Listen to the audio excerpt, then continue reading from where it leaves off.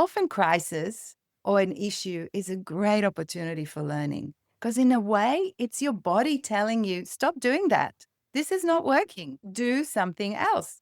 Our bodies can be discerning in that sense. And so it's almost like your body saying, stop chasing this orgasm, put it aside, and try all these other things that are possible in an interaction with another person.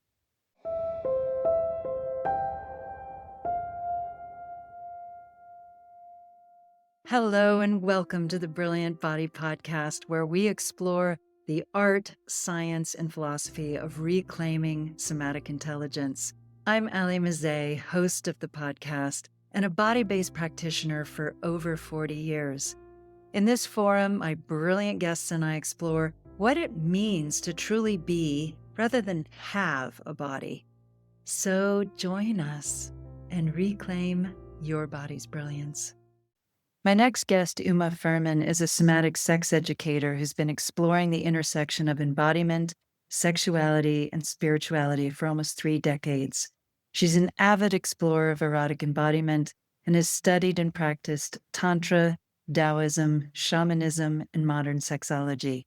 She is a director of the Institute of Somatic Sexology, which focuses on teaching practitioners in the arena of sex education. I know this from experience that she has this magnificent way of melding and really helping us understand and experience that the body and the heart and the spirit are one and can bring us so much more pleasure than most of us experience in our usual lives. So here we go. I am so thrilled and super curious to talk to the one and the only Uma. Uma, are you there? Oh, it's so good to be with you again. Well, good to see you. Thanks for having me on the podcast. I'm really excited about being here. I'm really excited to get to talk to you because we haven't talked in so many years, really. I'm always fascinated because I have this theory that some of us are just born more sexually oriented than others. And I'm curious if you believe that. Certainly, I imagine you were one of those people, if that is the case. Or do you feel like everyone is just as sexual or potentially sexual as everyone else? I think we're all born very embodied, and part of our sense of embodiment is our sense of pleasure and eroticism. And I think from there, sexuality flourishes. I'm not sure that as a young being, a young child, we really understand the difference between something that feels good and something that is sexual. I think in the early years, if we are lucky enough to have a childhood that is good enough, and we've not experienced trauma that blocked us from feeling things in our body, and we lived in a environment that wasn't too repressing, and people left us alone at least to explore or allow us to explore ourselves to some extent without shaming us and blaming us. Then if all of those things happened to be there, and I think that's pure luck than anything else. You're born into whatever life you're born. And if you're lucky enough to be in an environment that's good enough, like they say with attachment theory, you need good enough parenting. It doesn't need to be excellent. And so we need to have a good enough environment that doesn't necessarily need to be excellent. That's rare, to support us in staying connected with that sense of embodiment, with that sense of pleasure in our bodies. Then we can grow from there and we can expand from there. And I think that sense of luck and environmental conditioning makes a big difference all through our life. So whatever happens when you're very young, and then as you grow up and mature, what happens in your environment, how much shame is the culture putting on you, how much restrictions is your family and environment putting on you when it comes to feeling things in general. And when someone yells at you when you're a child to stop screaming and stop crying and stop being so loud, you stop feeling, and then you stop feeling any type of pleasure eventually. Or not stop, but you dumb it down. I think I was lucky enough to be in an environment that was supportive enough and wasn't restrictive. And I was always very curious about not just about sexuality, but about trying different things and being adventurous and altered states of consciousness that you can reach through sexuality, and you can also reach through other ways. I think some people are born perhaps more curious than others. Some people are in a place where they're just, yeah, here I am and I'm happy as I am, and I'm not that necessarily curious about trying a whole bunch of different things, and others are more the explorers. And I think of it as if we lived in a tribe, there will be the home buddies, the people who looked after the community, were just happy to hang around, and there will be the people who were always like, let's go somewhere new and see what's on top of that mountain. And so I was one of those those people. And still, I've calmed down a lot over the years. There's still that sense of, let's try this new thing. And I think it's that curiosity that really have driven me to explore all these different things. I love that you're bringing in curiosity as a, you could even say, a cornerstone of sexuality or expansive sexuality. I haven't thought of it that way because so many people with a lot of curiosity, as I know you did it as well, will go travel, for example, or use their curiosity in a library and reading everything they possibly can, or eat everything in cuisines of all kinds. So there's so many ways to apply one's curiosity. And some of us have always found it particularly engaging to apply it in the realm of sexuality, among other things, of course. But I love how you bring that in because, of course, so much of sexual interest or engagement, focus, you could even say fixation, can be so easily shamed or labeled as hypersexual, promiscuous, slutty. We've all heard those monikers. And so I love that curiosity is just such a, I think, a beautiful way of being, regardless of how we apply it. I think it's a wonderful human drive, but it is a lot less acceptable to be curious erotically and sexually. And a lot of people who are naturally curious often don't think of that they could imply it to their eroticism. And I think that's a social conditioning because, like you're saying, there's so many bad labels that are connected to that sense of, you know, teenagers experimenting and sexually. Of course, you're a slut or you sleep around, or there's all these bad connotations. We don't have a lot of good connotations. Yeah. Not for female bodied people. No, no, and I'm not sure it's that great for men as well. Different, for sure. So talk about that. How do you see the differences of, we could even say, oppression or repression in different genders? How would you describe that? I think cis men have a lot of pressure around performance. Sure. Sex is considered a performative act, and you have to show up in a particular way that someone decided this is how you have to show up, and you have to perform, and it becomes a task, and you have to tick all the boxes, whatever those imaginary boxes are. And so people who are of that gender find it very hard to be curious because they have so much Yeah. invested Yeah. in doing it right, whatever that imaginary right is. And then women have a lot of constriction around not being too much, not being too curious. Like, you don't want to be the slut. You don't want to be the one who wants sex more. You want to be a good girl. And a good girl means someone who's demure, someone who's quiet, someone who's contained. And then there's sometimes some conditioning around, you use sex to get things, or you use sex to have power over someone. And that can be fun sometimes if you want to play with that, but it's not great if that's the only thing you're doing it for. And there's also little understanding around eroticism and how arousal sits in different bodies for different people. And I think it's beyond gender. There's the piece around how is your arousal working? What gets you ticking? How long does it take you to get aroused? And you might or might not fit whatever Hollywood and porn labels and structures that we have. Arousal might not happen so quickly for you, or it might happen really quickly for you. So you might be too quick or you might be too slow according to whatever norms that we have. And so there's a lot of confusion there. There's the piece around if my arousal doesn't work how I'm imagining it's meant to work, then I must be broken. Yeah. And here I am putting so much pressure on myself to be normal, whatever that means.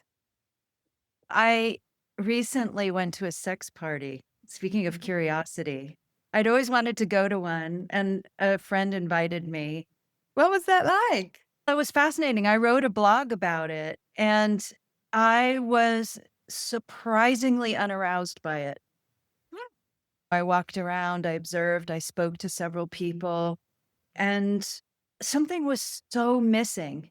And then 2 days later, I realized, oh, it's sensuality that's missing.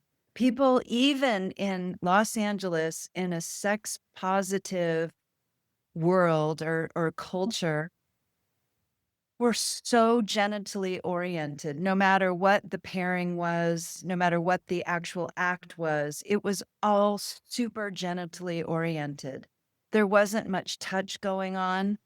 There really was no sensuality that I saw. And that really, in a way, it surprised me, in a way it didn't, but it was disturbing to me. Like I just thought, and I've known this for a long time and have experienced it myself, the lack of sensuality in people, which does require curiosity, literally in one's fingers, to be moment to moment and see where one's touch or one's breath or all these things that you teach so beautifully about, where that journey goes and takes you. And it was so missing, even amongst these people who were just, I never have used this word in my life, but it's what I'm hearing right now. They were basically fornicating. It didn't seem that personal. It didn't seem, even people who were clearly couples who had arrived as couples, you know? So sensuality, wow, what a missing magic that is. We need to find you a sensuality party rather than a sex party. You know, those exist too. Yeah. Yeah, they do. They do.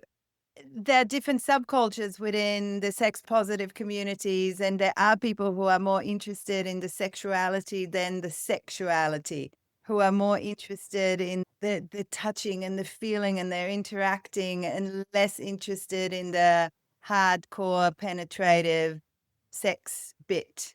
And so tantric circles tend to be a bit more sensual than Into other weirdness. I don't have extensive experience, but I do have some prejudice, Uma, about Tantra. And that's certainly one of the things I want to talk to you about. yeah.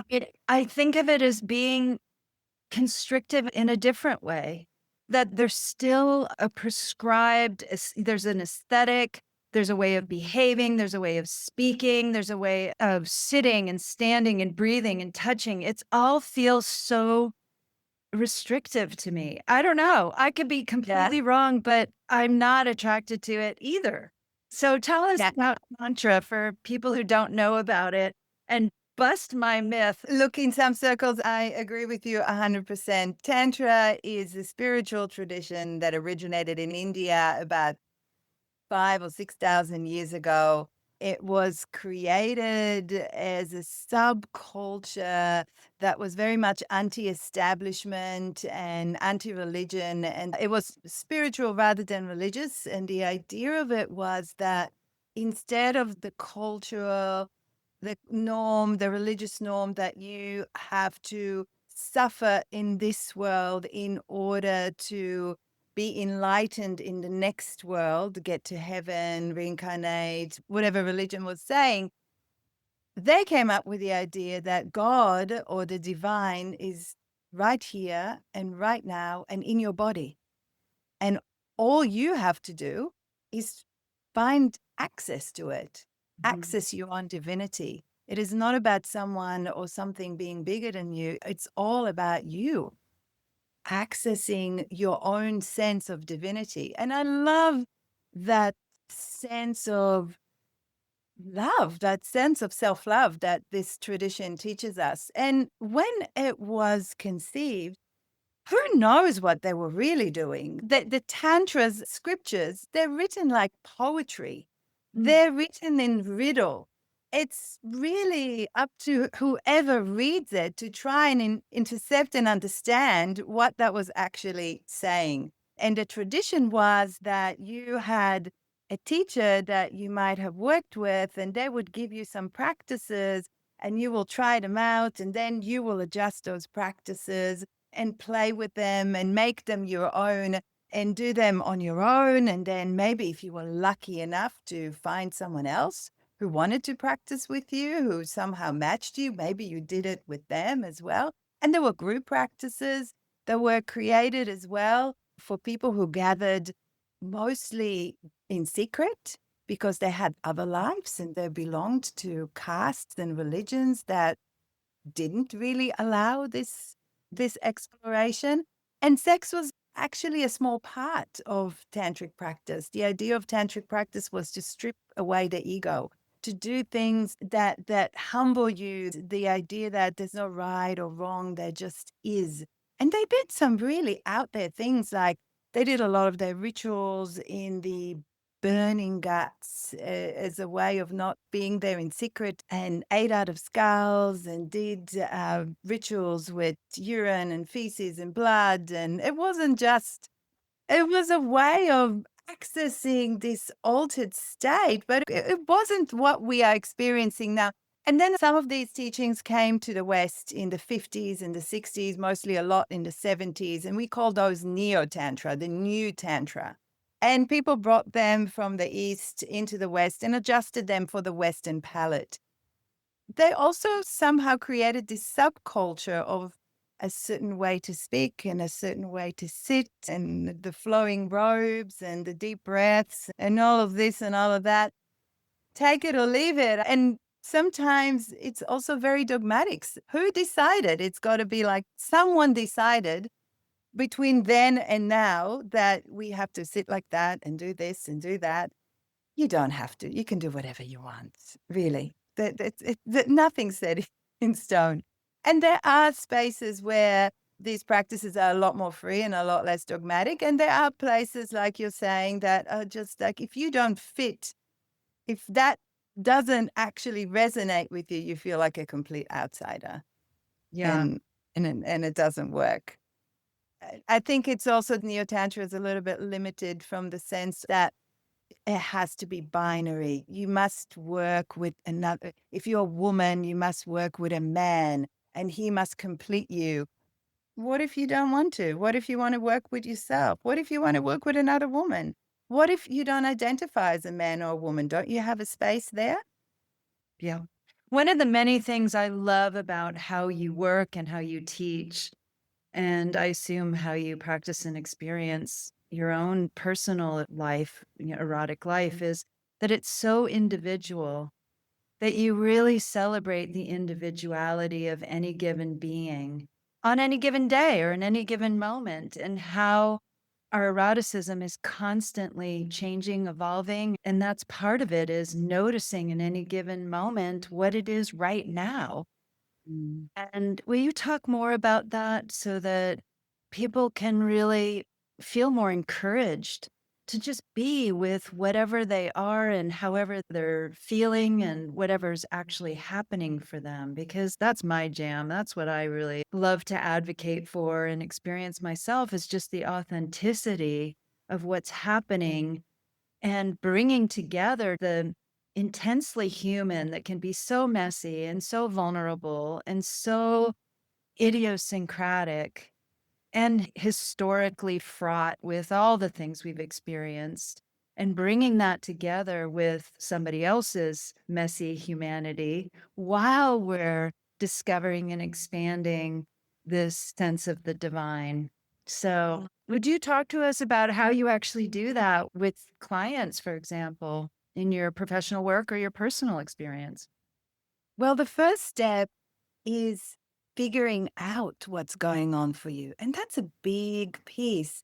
If we've been disconnected from our bodies as part of just living in this world, the first step is to reconnect and find an understanding. What is going on for me right now? What am I feeling? How is this different than how I felt yesterday or the day before or a minute ago? And how can I stay connected with this constant experience of being in my body and feeling? And so there's that first step of, okay, what is going on here? How can I develop an awareness and a vocabulary so I can then communicate that first to myself and then to someone else? And how can I stay present with that and track that and notice those changes and then develop an understanding to, okay, so things are changing for me now. What do I need? What will feel good now? And bring in that sense of curiosity because we don't always know. We sometimes have an idea.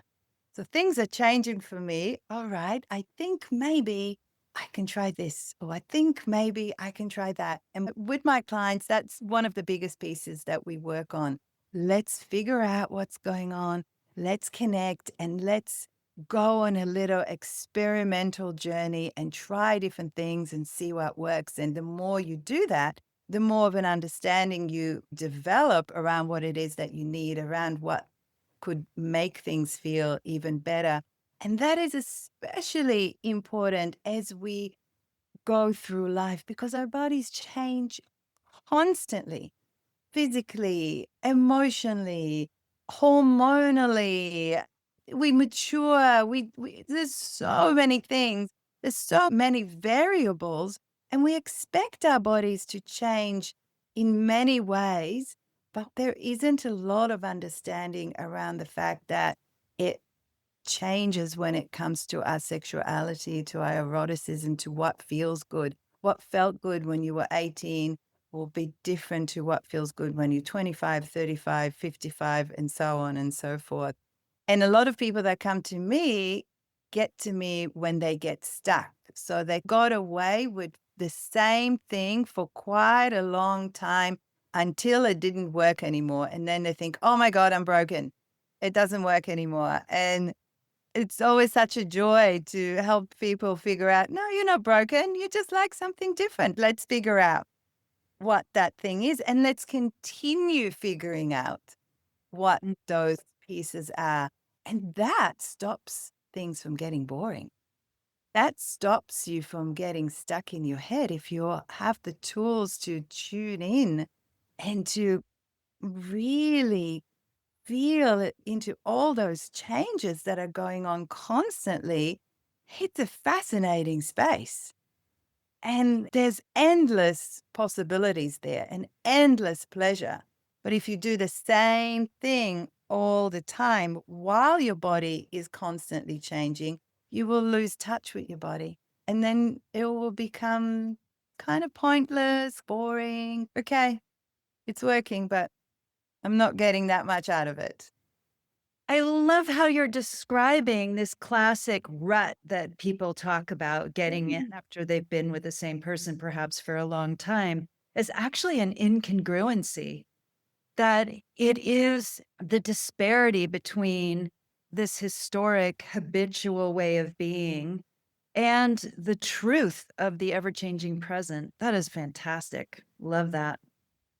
And I'm now especially excited about I'm turning 50 this year, and I've started transitioning into menopause. I'm in perimenopause, which is the time before you go into full menopause. So I still have my periods, but my hormones are changing and my body is changing. And what I like is changing. My arousal is changing, and it's fascinating.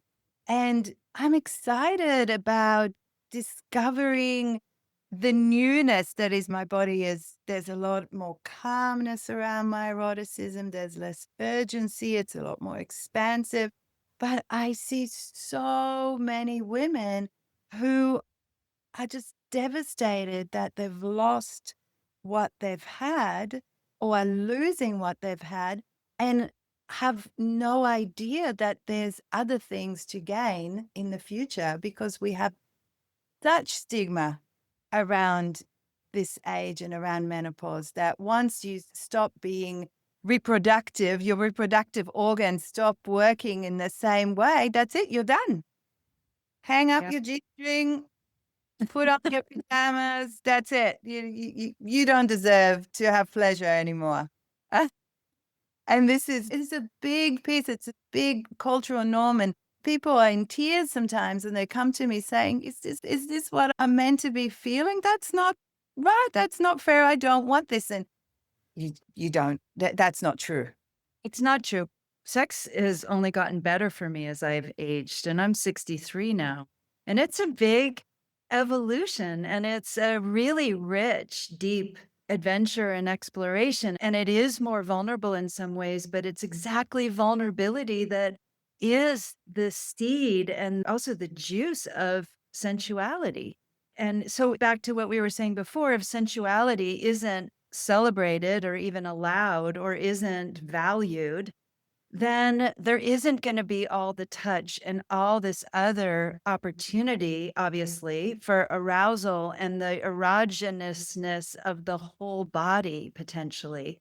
As you say, for both males and females, every gender, because as we age, and particularly as penises stop working in the same way they used to as well, and poor cisgender men are not included in the menopause conversation, and even less than female-bodied people are. It's a problem because so many men are not allowed to break through, obviously, the stigma of, as you were saying before, not being able to perform when actually there's all this new opportunity for communication and intimacy and sensuality and exploration and adventure. And that's where the gusto is, in my view.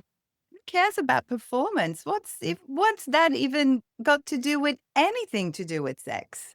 Well, it can be really nice sometimes too. Yeah, but what is the notion of performing? I agree. It's the pressure and the dislocation from people, from themselves, and from each other, that the focus is about that and not about actually being with oneself and with the other. That is definitely, yeah, it's not fun. It's not fun for anyone. It's not fun for the people you perform to. Yeah. It's not fun for the person performing. Yes, engorged genitals can be fun and great. If they're engorged, let's have fun with them. And if they're not, let's have different fun with them. That doesn't need to be a performance piece. That Yeah. can be a fun piece, an exploration piece, a play piece. Yeah. I love it. I totally agree with you. Let's talk about something though. I would love your extensive understanding and experience of this very common disparity between women, as people say in the sexological space, vulva owning bodies, often having difficulty orgasming with their male partners, and that this is so common. What can you share about why that is so common? Because about feeling broken, I know a lot of women who feel that something's wrong with them, that they can climax alone, but not with a partner. So let's talk about that. Yeah, it is a big piece, and I'm really glad that you brought it up. It's complex. Yeah. Women's arousal is complex. We have what happens in our brain, our psychogenic arousal. So, what I'm thinking of can turn me on or turn me off. And what happens in our body, our somatic arousal, what I'm feeling can turn me on or turn me off. There's also a sense of trust that needs to happen and a sense of safety that needs to be there in order for us, for women to relax enough, to be aroused enough and keep that arousal going and climax. So it's a complex piece around I need my mind to be focused and not thinking of a million different things. I need my body to be relaxed enough and aroused enough, both happening at the same time. And I need to feel enough in my genitals, in this case, because I want to climax through my clitoris, for example, or through my G-spot. And all of that needs to happen. So it's a complex situation. Some people are lucky and arousal happens very easily and quickly for them.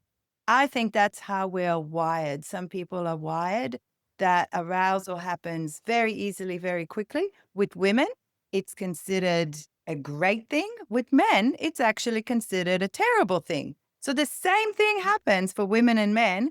If I come quickly, everybody goes, great, good for you, and you're a good girl. And if my boyfriend comes quickly, everyone goes, oh, you have a problem. You're an early ejaculator. You better do something about it. So there's a disparity around the expectation of orgasm. And the same goes for the opposite. So if it takes me a long time to come, or if I can't climax, I have a problem. If my boyfriend takes a long time to come, everybody goes, oh, great, you can last a really long time. Good for you. And in some traditions, if you can't come, if you have an issue with ejaculation, for example, as a man, it's not considered a problem at all. In sexology, we do, because we feel that people need choice. We want to be able to regulate your arousal and have choice of when you want to climax. And that's the issue when women come to me and say, I want to climax with my partner, but I can't. And orgasm can be so elusive. The more you chase it, the harder it is to actually achieve it. So often there's this cycle that is created of, okay, here I am with my partner and I really want to climax. And so I'm pushing myself to get there, which is actually stopping my arousal more than helping. It's hindering more than helping because I create a lot of tension in my head around it. I probably create a lot of tension in my body around it. I can't relax. I lose my arousal at a certain stage. And when someone tells me I can climax on my own, but I can't climax with someone else, it tells me that they've managed to create a good environment for climaxing on their own. Perhaps they have a rich fantasy life that helps them get turned on. They've worked out a way of touching themselves or stimulating themselves with their hands, with their vibrator, that helps them get turned on in the right way. And they've managed to find this one way that works for them that cannot be replicated when another person comes into the scene. Just the presence of another person ruins that environment. And often people, for example, if I've learned to climax by using fantasy as well as particular stimulation, and here I am with my partner, I might not want to fantasize while they're there.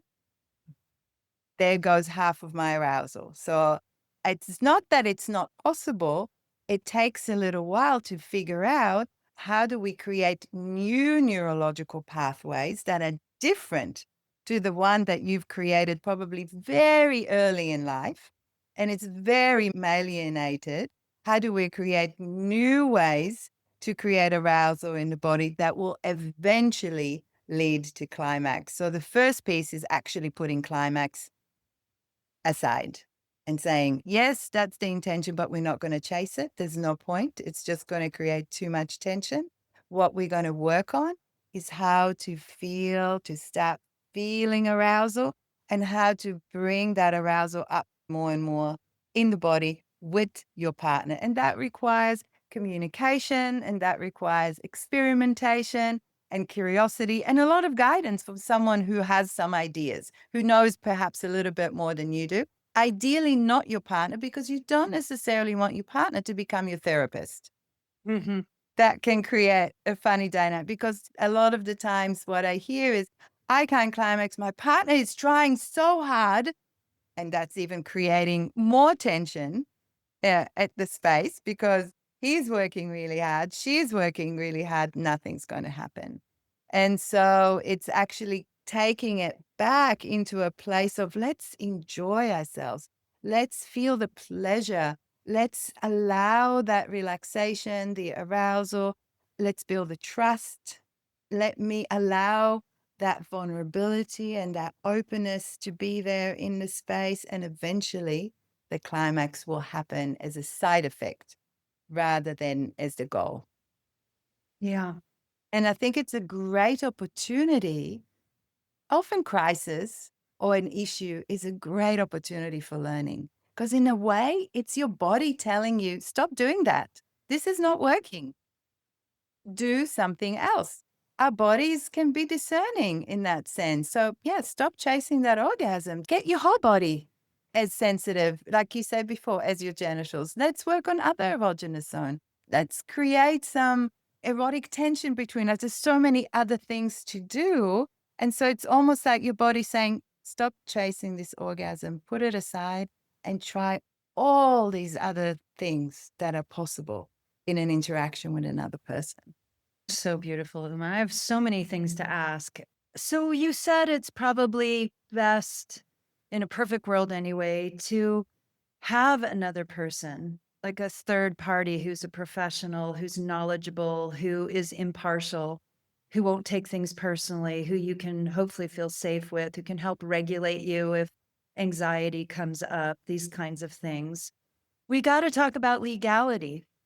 And, in Australia, it's very different than in the United States and other countries where any kind of erotic touch, even when it's therapeutic, is considered illegal, even deviant, or quote unquote sex work with a negative connotation. So, will you talk about that in relation to your culture in Australia and also any kind of challenges that you've had? Because unfortunately, most people don't even know that sexological body work exists or that somatic sex education exists. And if they can find it, it's a little unclear whether or not it's even legal to practice it in so many places. Yeah, yeah. It's a sad state of affairs that touching people for pleasure, whether it's educational or whether it's recreational, is illegal in so many places around the world. We're very lucky in Australia and in New Zealand and in some places in Europe as well, where we have no issues with legalities. We have professional associations, we have professional indemnity insurance, we work above board. And there are no issues at all for us in that sense. In places where touching people erotically, even for educational purposes, is considered illegal, you could still work somatically with someone without using touch. You can be just as effective as a practitioner without putting your hands on them or without anything explicit happening in session. You can teach a lot of embodiment tools that have nothing to do with touch. You could teach touch that is non erogenous or non arousing. There's nothing illegal about that. You could send your client home with homework and with resources. They can do a lot of the stuff themselves. And in fact, a lot of clients who come to me here in Australia are not comfortable with touch during session. It's not for everyone. Some people want the privacy of their own space. They don't want touch to happen in session. They don't feel comfortable enough or safe enough. And that does not mean you cannot be effective in your work. It really is meeting the client where they're at or working within the legal framework of where you are. So you might know a lot about how to touch someone. You can pass it on verbally without actually touching anyone. You can invite your client to explore the touch on themselves on a non-erogenous zone, just so they can have a somatic understanding of that and then send them home to experiment with that. Then they'll come and tell you all about it. You have knowledge that you can share in lots of different ways. And that's what I find, that practitioners are very creative in that way. You might train in a particular way, but you need to work within whatever framework you can work under, and you will be effective. Clients will get a lot from their sessions with you, regardless of how you work. And yeah, sexological bodywork is fairly new. This industry is fairly new. We're trying to create awareness by coming on podcasts like yours and telling people about it. There is a lot of curiosity. There is a lot of interest. There aren't many places where you can go and explore and talk about sexuality. And especially if you might not necessarily have a particular issue that you stuck with, but perhaps you're just curious and you think, okay, I'm having sex. It feels good, but surely there's more. And I want to develop this part of myself. We do so much personal development, and hardly anybody thinks, oh, maybe I could develop my sexuality like I do my emotions or meditate or do yoga or any other personal development practices that we do. And so these spaces are hard to find, but people who are brave enough to open practices and put themselves out there do get a lot of interest because people are curious and people are wanting to know and they're recognizing that this is a big missing piece. Yeah. Do you feel like talking about a case or two, an example of what maybe a client or two has come to you for an issue that we haven't already talked about that they may have wanted to come to get help with, and what happened and how they were able to shift or resolve whatever they came for? I don't want to talk about anybody particular because I've not asked permission from any particular client. So I can talk a little bit more in general, if that's okay. Yes, of course. And we often think of issues that someone comes with an issue that is very sexual. I have problems with engorgement or I have problems with orgasm. And that kind of makes sense to, okay, go and see a somatic sex educator or a sexologist and work on that piece. A piece that I'm seeing more and more in my practice is less specific and more focused around anxiety, specifically social anxiety, anxiety around being intimate with someone. And that could be someone who's not had much experience with intimacy and is anxious to start doing something.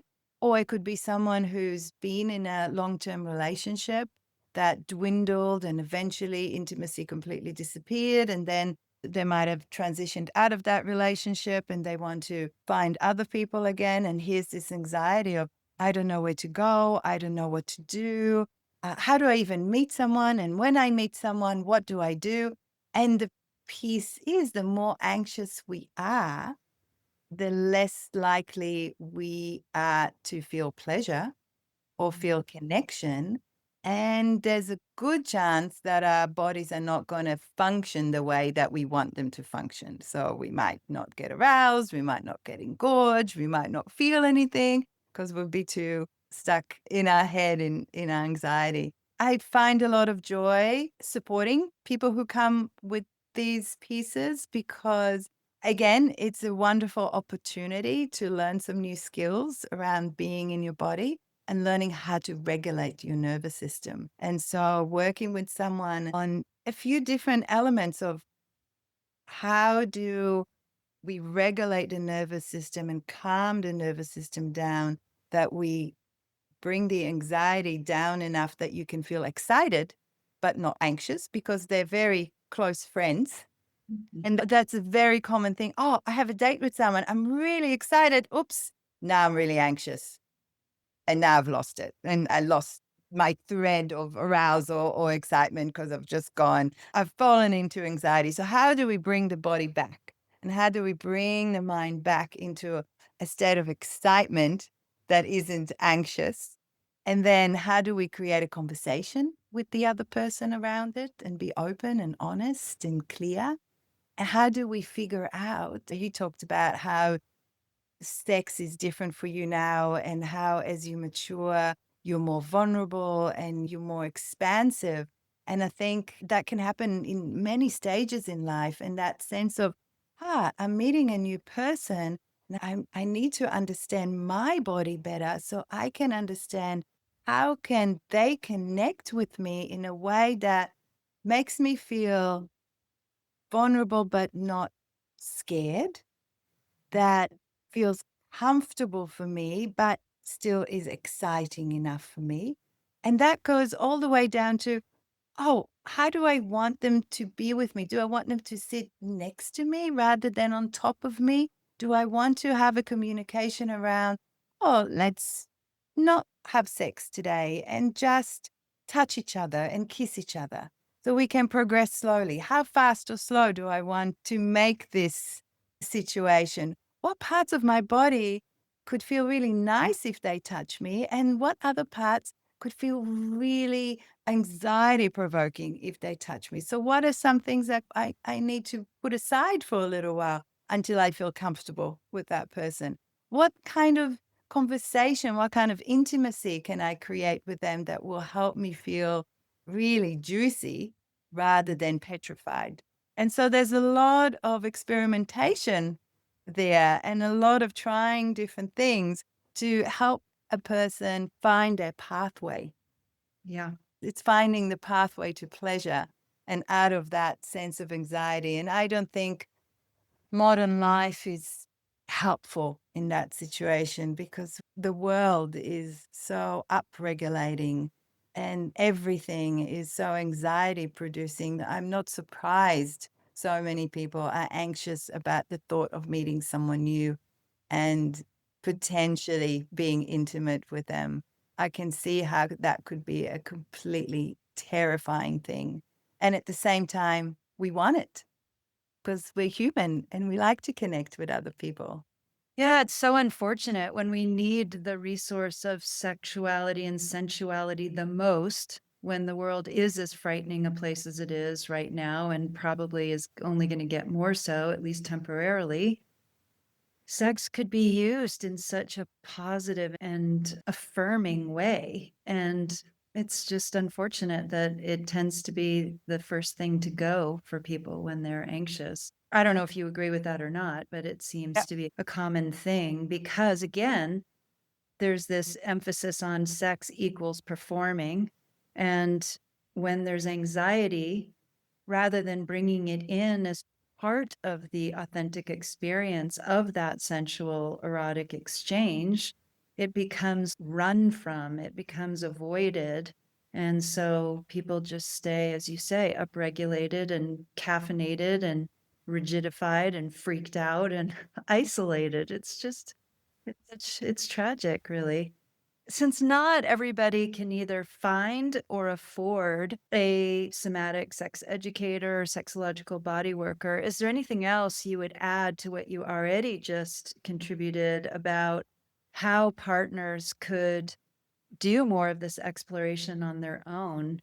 Since, as so many people are really uncomfortable even talking about the sex they just had, they just did it, and yet they wouldn't want to actually say they just did it or talk about what just happened or what they want, let alone what they would want to have happen. So, are there any other tips or Yeah, absolutely. So there's some great resources online. There are some fantastic teachers that have created courses. There are lots of educational videos. There are apps that can teach you different things. So we're very lucky with this in this world of information gluttony. There's so lots of bad stuff, but there's also lots of really great stuff.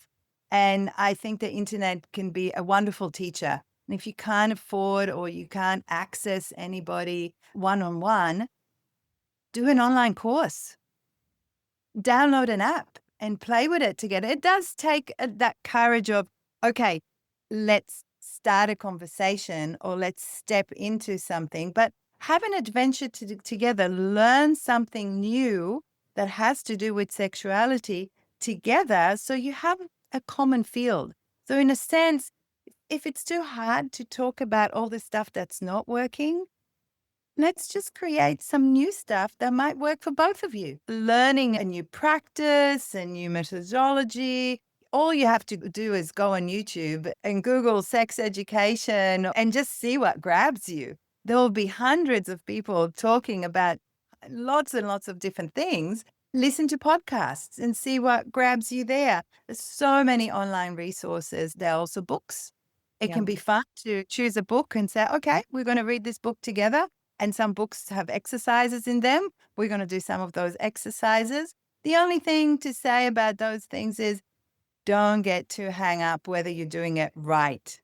Just do something. It doesn't actually matter. There's no right or wrong if you did it to the left or you did it to the right or you were breathing 5 times instead of 6 times. It's not a big deal. You were doing something. If it was fun, enjoy it. If it didn't work for you, try something else. Don't get too attached. There isn't one thing that fits everyone. And so you might do a course, and in that course, they will tell you about all these wonderful things. And some of the things in the course will work really well for you, and others might be a complete disaster. Don't worry about it. You're not broken. Try something else. Look at it, smoker's board, and just pick and choose. You got to try. Give everything a good try. And some things you might think, oh, I can see the potential. It's not working for me yet, but I get it. I'm going to practice this a bit more. And other things you'd be thinking, this does not resonate with me at all. Don't worry about it. Leave it. Try something else.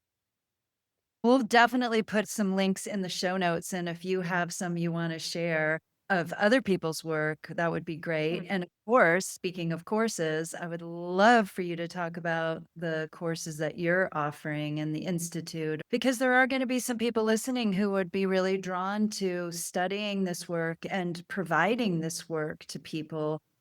And maybe just being enriched by it for their own personal experience. Your courses are amazing just to really expand one's own sense of inner landscape. I love that term you use on your website of what it's like being this body in any present moment and being able to share it more thoroughly with others. So, whether it's for personal reasons or professional ones, I can't recommend your courses highly enough. So, please do tell us about them. Okay, a little bit about what we're doing these days. So I'm part of the Institute of Somatic Sexology, which is in Australia, but we teach people from all over the world and we focus on practitioner trainings. But like you're saying, they're open to everyone. You might or might not want to be a practitioner. You might just want to do an in-depth training that will get you a certificate at the end of it, which you might do something with professionally or not. We work very somatically, which means we practice a lot. So, yes, there's theory, but the theory is there to help you understand the practices, and the focus is on the practices themselves. And so, we have different courses. We have the sexological bodywork certificate. We also have a new certificate that we started last year. We have 2 certificates we started last year. One is for somatic sex coaching. So people who are interested in doing coaching work around sexuality, working without touching their clients. So this is a hands-off training. And we talked about legalities. So this is one way of working within legal frameworks that do not allow practitioners to touch their clients. And so still working with the body, working somatically, but with no touch. And then I've been so lucky to have a team of practitioners delivering a brand new training. We started last year. This is our second cohort this year that we are calling interactive erotic education. And this training is for practitioners who want to use their bodies to interact with their clients. So this is a training where touch is very welcome and touch is reciprocal. We're working, almost stepping in as surrogate partners to work with clients to allow them to experience and experiment with things in the moment. It's a very special container. It's designed for very specific practitioners who are interested in doing this unique work. There aren't any other trainings like that that I am aware of around the world. We teach this online, and this is open to people from all over the world. And I just like to invite people who, if you're curious about any of those things, reach out. We talk to people online, we have a conversation, we talk about the requirements, and we'll help you figure out whether it's the right training at the right time for you if anybody's interested. Yeah, and so it's very exciting. I feel very blessed and very lucky to be in a position where I can support people in stepping into this world, into this field as practitioners in whatever way feels right for them. Touching their clients, not touching their clients, using their bodies, not using their bodies. There's so many ways that we can support people in accessing more pleasure in their bodies. And if you want to be a practitioner, really feel into what feels right for you, where you want to begin or where you want to focus on. And we are needed. This is a profession that is needed. The world needs more pleasure. It needs more guidance and more knowledge. And it's not an easy thing to step into because we have prejudice against sex. And when you say to someone, I'm a sex educator, you get big eyes, and sometimes people walk away from you, but then a lot of people walk straight up to you and start asking you lots of questions because they've never met anybody like you and they're so curious. So there is a lot of curiosity and a lot of need. And yeah, if anybody's interested, just reach out. You're amazing, Uma.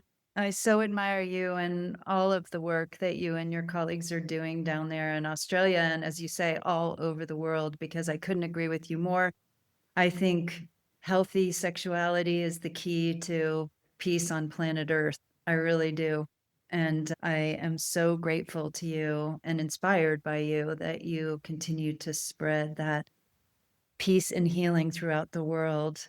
And I don't want to let you go. I'm so proud of myself because we're coming in at right about an hour, which is what I tried to do. And yet I want to check in with you at this point because either I'm like, okay, wait a minute, because I'm greedy.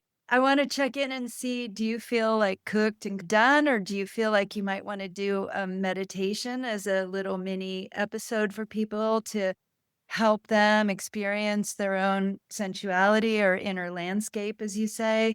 Or I could ask you more about your training and your experience as a practitioner and a training, or we could just wrap it up and I can give you a big old hug. I can do a little meditation, maybe a 5-minute meditation, so people don't get too lost. But yeah, I can do a little guide and then I am cooked because it's way past my bedtime. Oh, okay. Here you go. So let's do that. And maybe I'll have the great opportunity to do a part two some other day because I could talk to you. Oh, I'd love to. Okay, so let's do a little erotic meditation. So, whoever is listening, I'd like to invite you to get comfortable. Find a space where your body can be supported in some way. You might be standing, you might be sitting, you might be lying down, whatever feels best for you for the next few minutes. And if you feel comfortable with it, I'd like to invite you to place your hands on your body somewhere, anywhere that feels good to hold to start with. It could be your belly, it could be your pelvis, it could be your chest, it could be your face, anywhere at all that you might feel curious about or you know will feel good.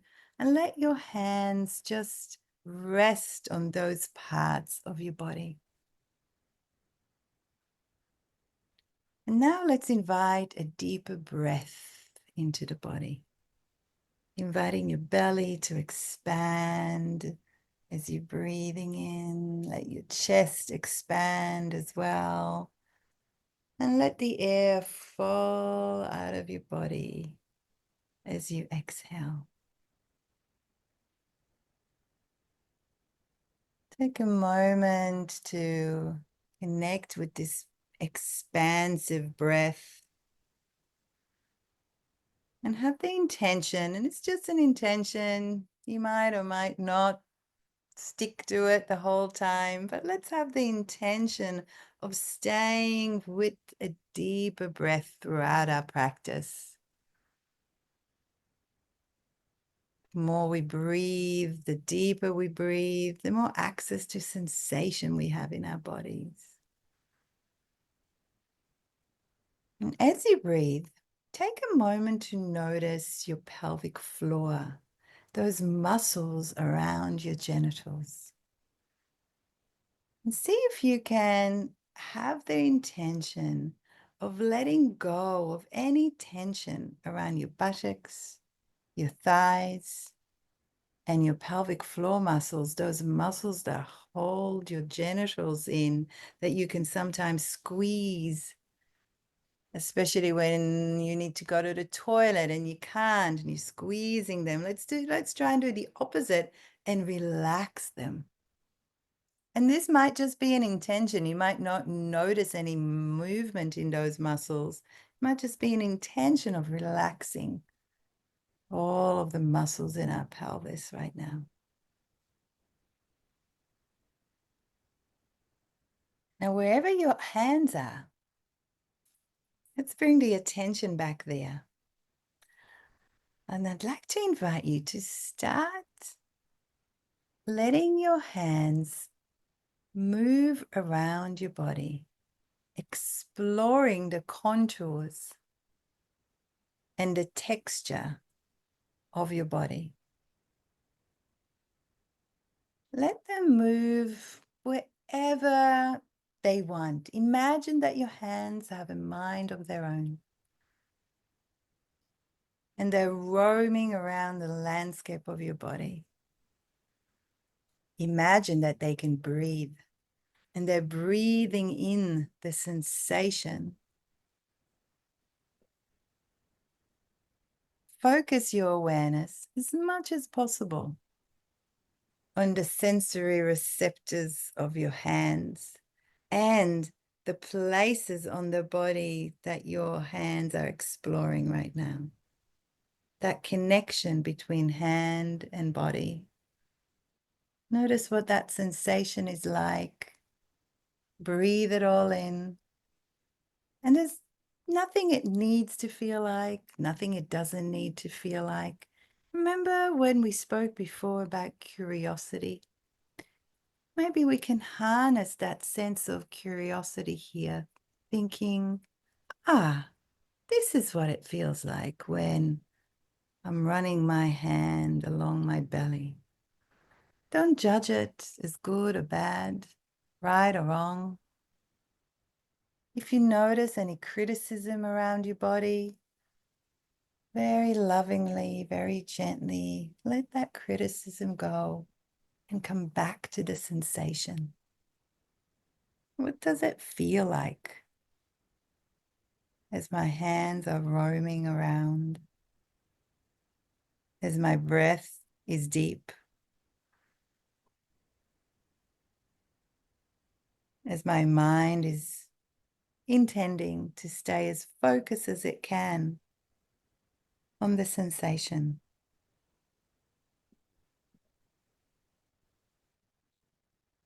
Notice what it feels like underneath your skin, in the deeper layers of the body.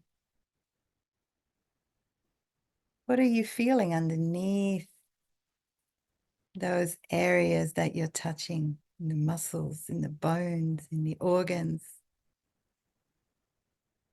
And nothing you need to feel, nothing you don't. You might feel something, you might feel nothing. It's simply a curiosity.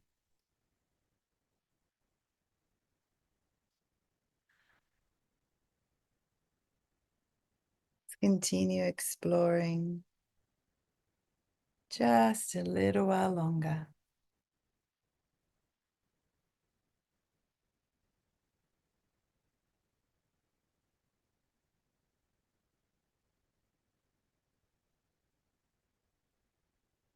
With your next breath, allowing your hands to rest somewhere again. It might be same place, might be a different place. Let them rest somewhere on your body. Feel the stillness. Feel for the echo of the touch on your skin.